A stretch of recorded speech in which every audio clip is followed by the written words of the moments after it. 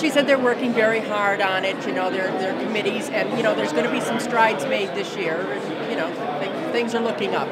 How did that make you feel? Good. Yeah? Yes, I mean, I want to see everything yesterday, but that doesn't always happen. It's taken us years. I'm a retired state employee, and it's taken us years to get the kind of insurance we have now.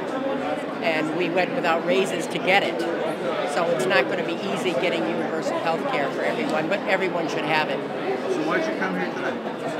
To speak to the legislators about health care, because it should be a right. Everyone should have good health care. That should be a right for everyone. Actually, we're pretty psyched about supporting universal health care. Today we just got a chance to talk to Jack Thompson, and he's definitely supporting us. So we're here pushing and trying to make this happen. Connecticut needs a universal health care system that's working, that's going to work better than what we have right now. I mean, I've worked in the healthcare system now for about 12 to 13 years, and each and every one of my kids have been supported by the Huskies program. That'll carry them till they are about 17 years old, and after that, they're off. They're without insurance. I had to basically be in a position where my kids were off to college, and I had to either pay a parent's contribution or pay for their health care. And you already know which one won. My kids had to go to school, so they went without insurance. That shouldn't be, not in Connecticut. Not in Connecticut, you know. We're one of the richest countries in the world. There's no way that we should have to struggle for health care system. Where do you work? I work at Sunrise Northeast, out in Andover.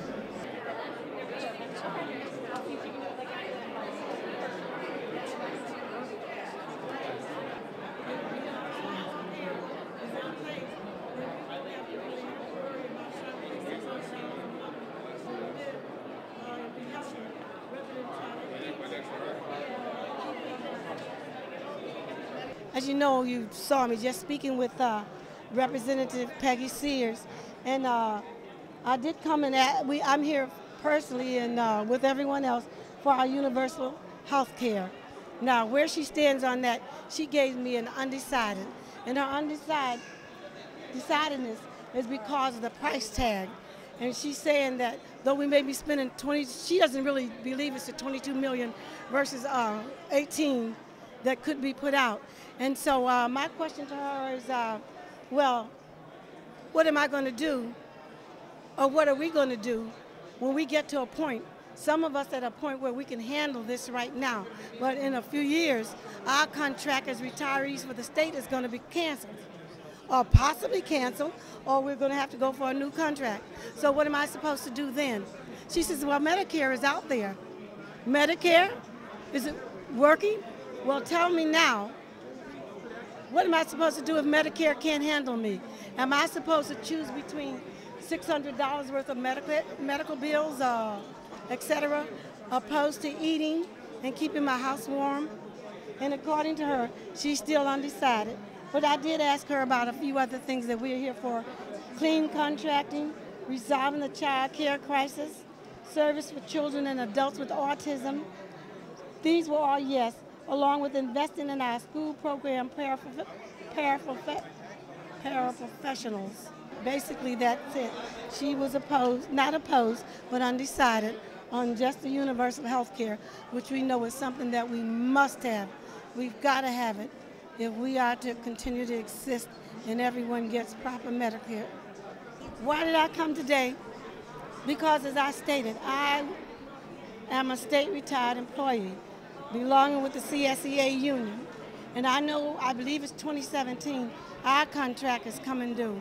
That's only 10 years away. 10 years come very quickly when you're older. And the way I'm looking at this 10 years is what's happened in 10 years when it does come, and I don't have anything to take care of me. What am I going to do then? Who do I go to? Have I saved enough money to pay a $150,000 hospital bill? I don't think so. If I go in a convalescent home and I need special care as far as extra medications and stuff, I know what they're saying. I don't have a family who have that much money that can keep me there.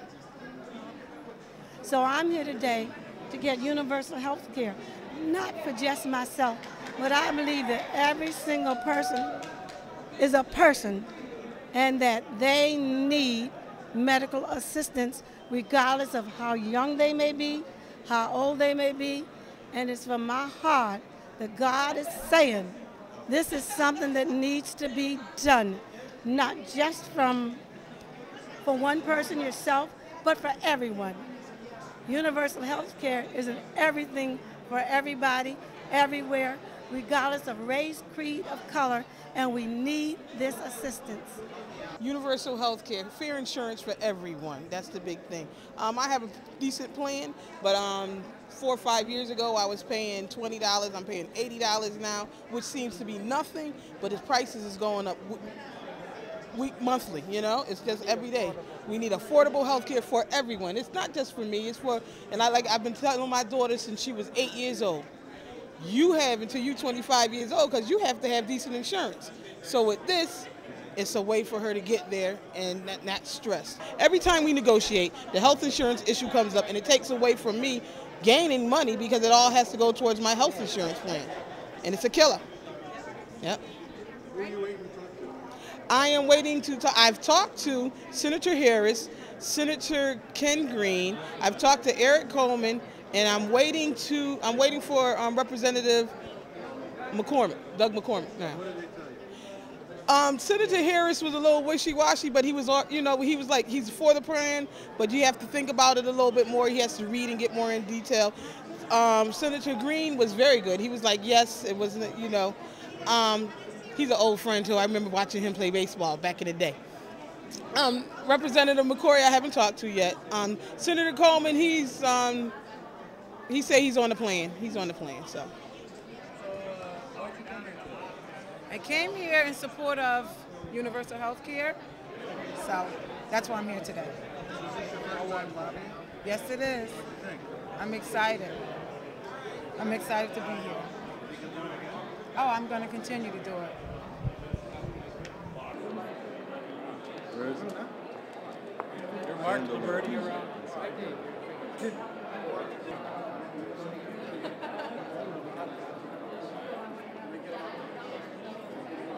I just spoke to my state representative, Jack Malone, from the 45th District about single-payer health care, the bill that's before the House of Representatives. Asked him to support that bill, and he said he's going to vote for it. And I told him thank you very much, we appreciate that. First time you've been up here? No, it's not. I make infrequent trips here. I'm a political activist, but I'm not necessarily a lobbyist. I just signed on to come today because the cause is very, very important. We can't afford not to have a better health care system here in the state of Connecticut and across this nation, by the way. So that's why I'm here.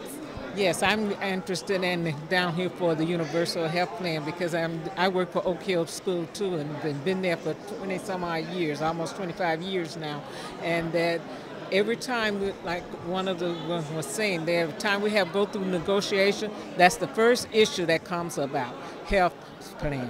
And then I have raised my kids though, but one thing about it, I had to work 2 jobs to do that and get in health insurance for them. So I'm here really trying for my grandkids and all the people that we can get affordable health insurance for them so that they can go on and live a beautiful life in the state of Connecticut.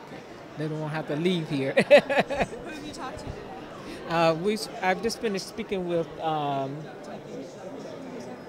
Jack Thompson, yeah, and I'm waiting to speak, and Ken Green also, and I'm waiting now to speak to Randy Barry and Christopher Stone. How did it go speaking with Thompson? Oh, he said yes. He said he's an old timer. He said that he's right on and good for universal health care.